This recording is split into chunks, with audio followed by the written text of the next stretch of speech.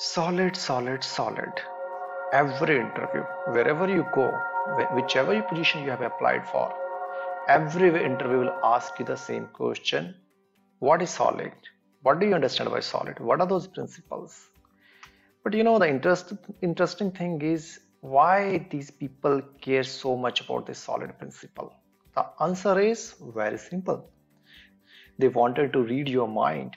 If they hire you tomorrow, when you join their company or their project maybe, are you going to take care of your project? Are you going to take care of the code practices? Are you going to maintain their code? Right. So are you going to write clean code also? Like all these questions, they can get answer from solid principle. When you answer with your answer, they can make that sense. Okay, this is the right candidate. I know that he knows a lot of things. The way you answer them, the way you explain the solid principle, right? So this is what solid is. If you go for a definition or maybe a full form, S stands for single responsibility, O is open close principle, L is list of substitution, I is interface segregation, D is dependency inversion. We will definitely go into detail. We will write down the code and we'll try to understand what solid is. We will also prove with example, with real life example, right? So before we dig into the Visual Studio, this is what solid is actually. Solid is mother of all design patterns. Every design pattern make sure that whenever they are making their designs, they are not violating any solid principles rules. So basically this design pattern has given birth to multiple design patterns, right? I hope it's clear. So now let's dig into Visual Studio and let's prove what solid is. Okay, so let's end this presentation. Now minimize this, go to Visual Studio, and the first principle, let's understand what is S. What is single responsibility? So we know S stands for single responsibility. So why the name, you must understand already. That means everything, one thing has actually one responsibility only. So if you are manager in your company, company must make sure for a good productivity that you are only managing people, or only the job which should be included for the managers only. You should not start writing the code, right? So that is what single responsibility is. Okay, so now let's create one class to get more clarity. Say class, let's say person class. We will create one class called person service. We will write down one method, let's say add person, and let's say maybe get person, get. Okay, so this looks good, that person service is responsible for add person, get person. But what if you do something like this, add employee, right? So when you start writing such codes, that means you started violating the solid principle. You started violating the single responsibility of your class. So it says one class should have one responsibility. So person class only deal with person things, not with employee. Person service is not responsible to add employee, right? Instead, what you have to do, you should create one more class. Let's copy paste to save some time. What you have to do, you should create one more class that should be employee service, right? And employee service should be responsible for all the employee thing, right? So this method add employee needs to be cut from here and should be moved to this class. Cool. So now we understand what S is. So that means single responsibility. Every class should have a single responsibility. Now person service is dealing with only person things. employee service is dealing with employee thing, right? Okay, so we are good with this. Also, not just this thing, just to follow the good practices.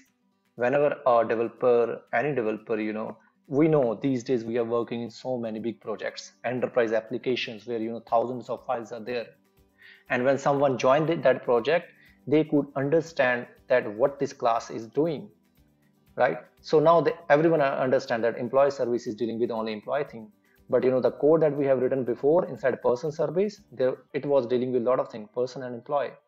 So that will give you a wrong impression, right? So to understand they have to understand that person is dealing with only person thing or not. They have to go and read the code. But if you are following this principle, everyone is 100% sure, yeah, this class is only responsible for this thing, person thing, employee is responsible for employee thing. Okay, so with this, let's move to open close principle. Okay, what that means.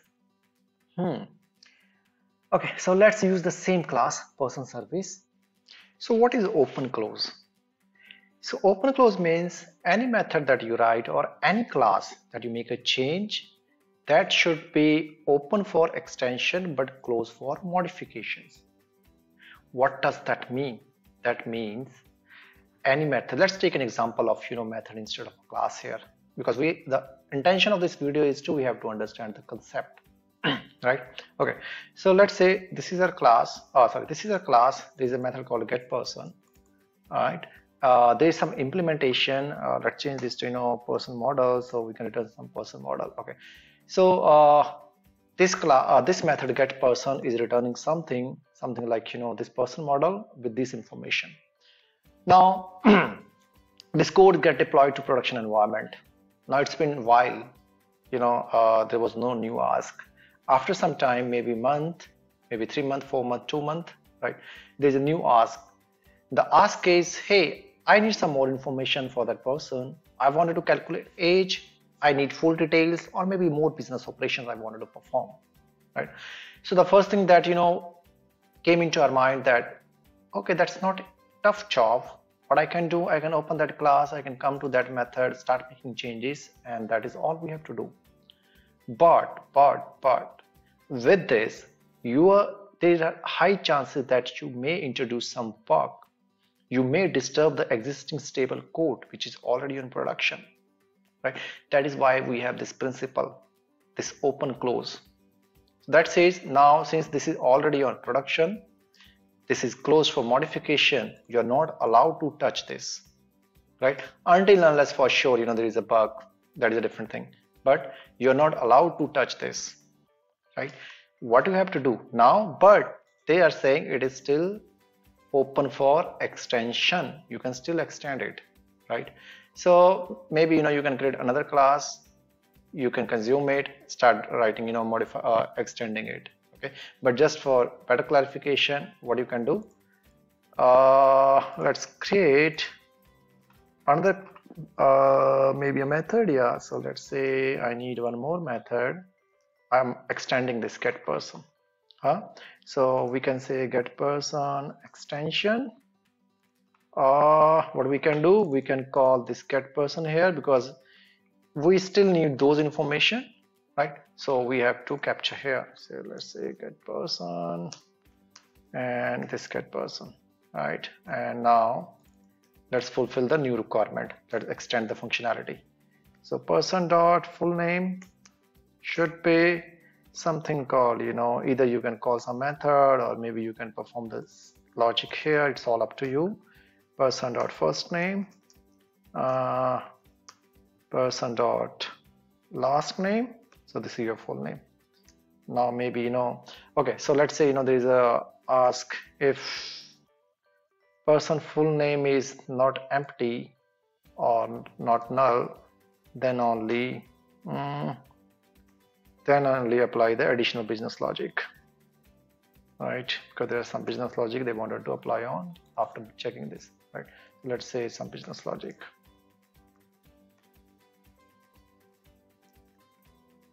Right? Okay. So now you can return this person. This is your final person. See, with this, what you have done, you have not modified the existing logic which was already in production. What you did, you just extended this method with some additional logic, right? That's all it was expecting. Okay, so with this we have covered up our second principle of solid, which is open close. Now the third is Liskov substitutions. Okay, so normally the okay, so let's understand now Liskov substitution, which is third principle of solid. So what Liskov substitution is?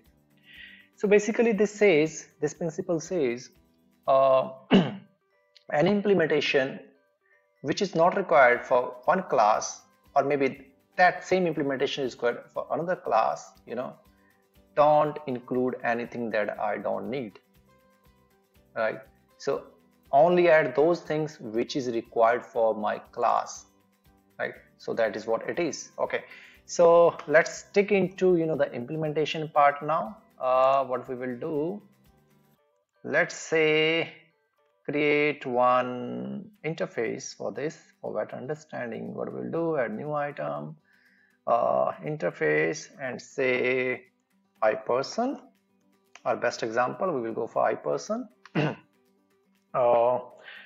Okay, so let's create one method called person method get person. Okay, so this is my get person. Okay, so let's create another class. We will say it person1.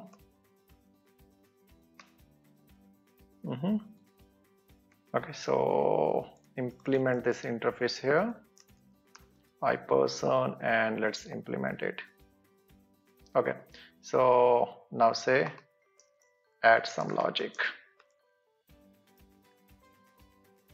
Add some logic here, and in the end you can say return new, whatever is the logic. After that, binding something, or return this object.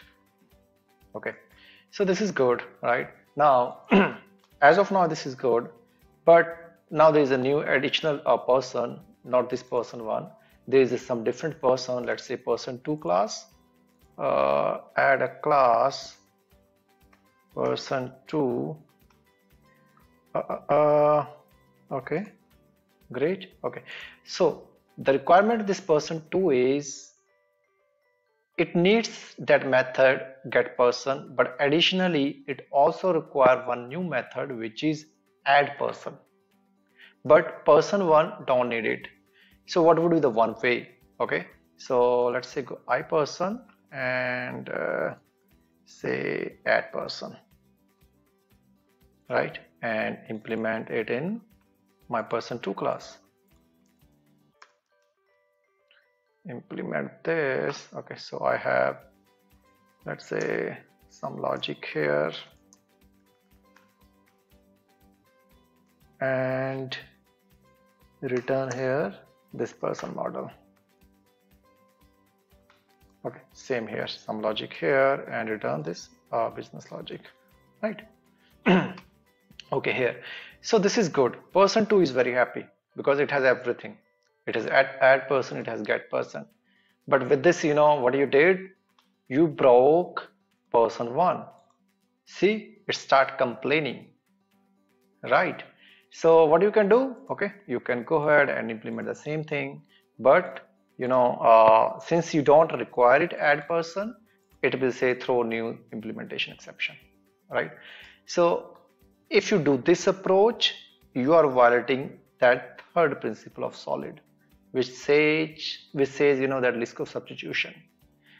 It very simply says don't add any additional thing which I don't require, right? So how you can solve this now? How you can fulfill that Liskov substitution?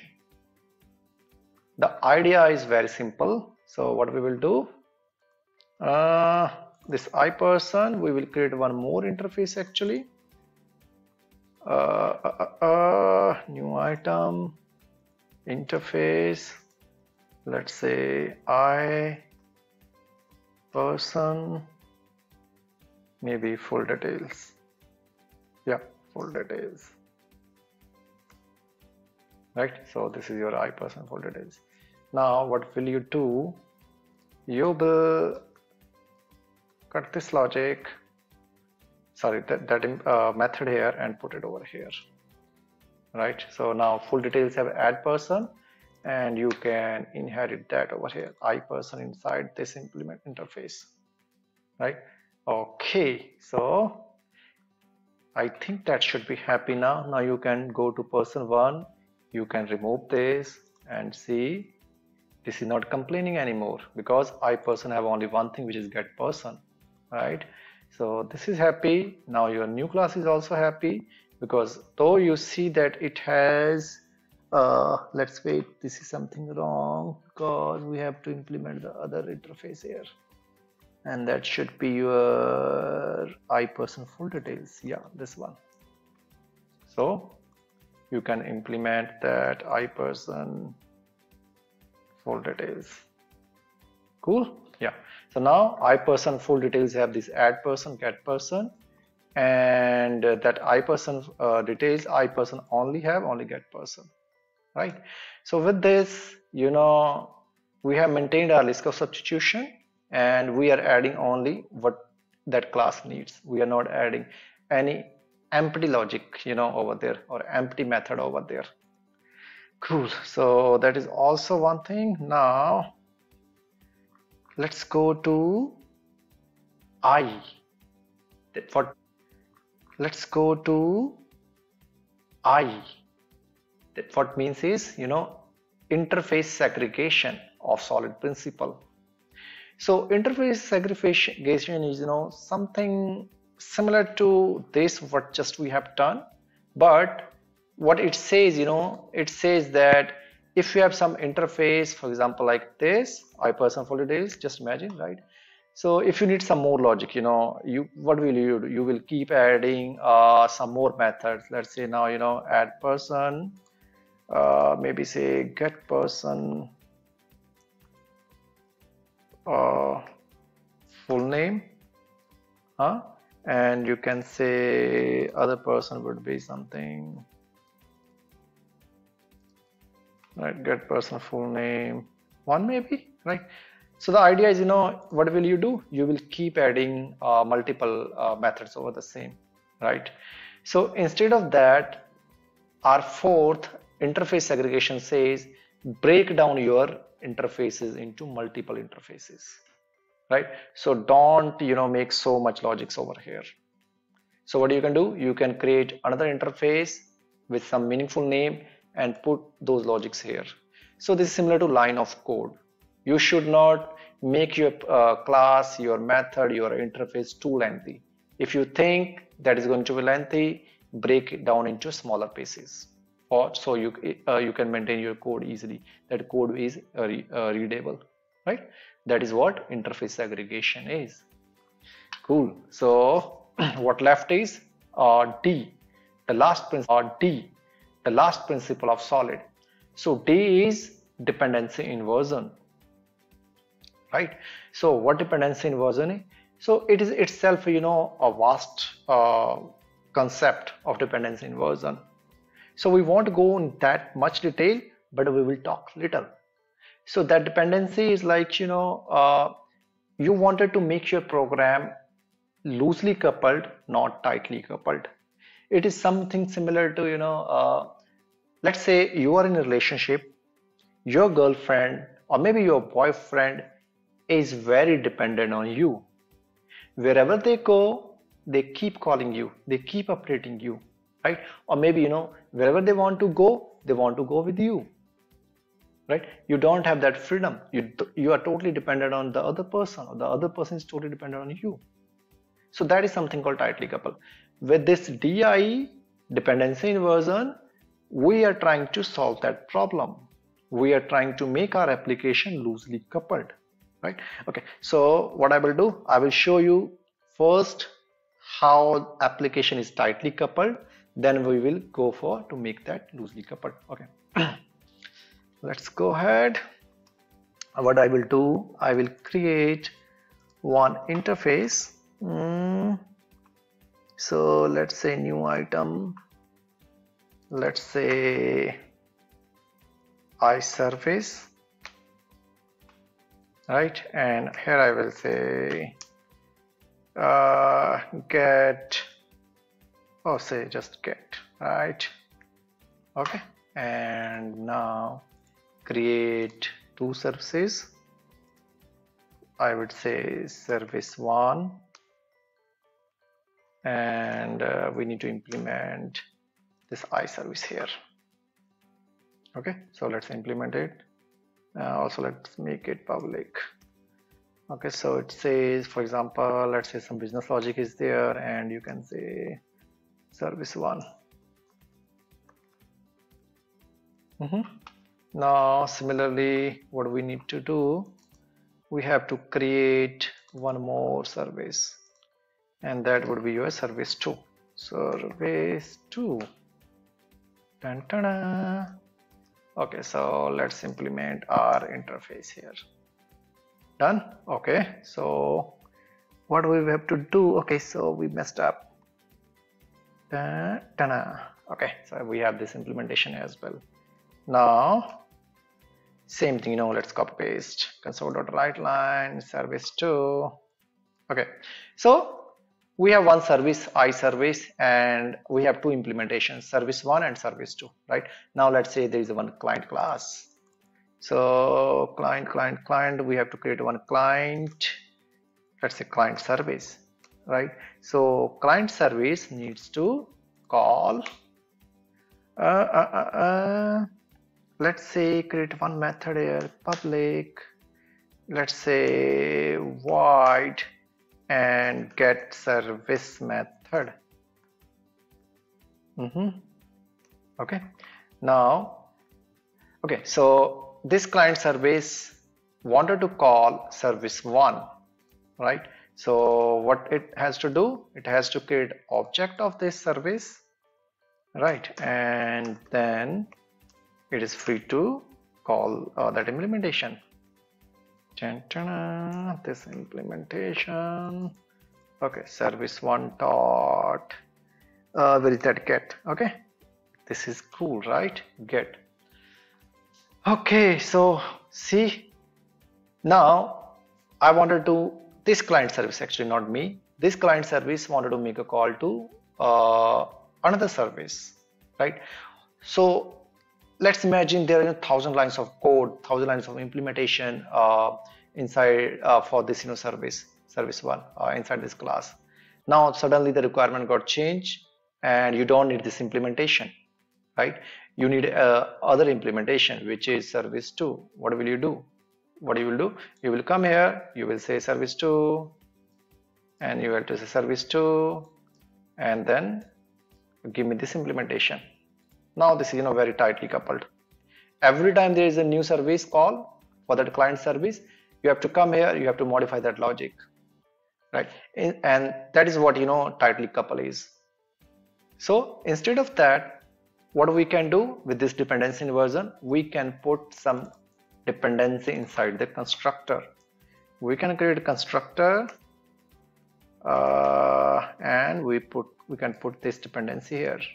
So this iService, I will say, hey, iService, and this is my service, and let's create that private thing, private this, so we can inject it here. Okay, so put the implementation over here, service, right? Okay, so we are making our code now loosely coupled. What we did, we have just did dependency injection over here for this iService. Now what we have to do, we don't need this object creation here, we just need this service. Now doesn't matter, you need service 1, service 2, it can support any service with this approach. Maybe there's, if tomorrow there's service 3, service 4, if they are implementing the same iService, you don't need to make any change inside your client service, right? While the time of registration, they have to resolve those dependencies. From there they will pass what service you need, right? The actual consumer, they will say what service you need. Okay, cool. So this way we understand the solid principle. So that's all for this video. I will see you in the next video.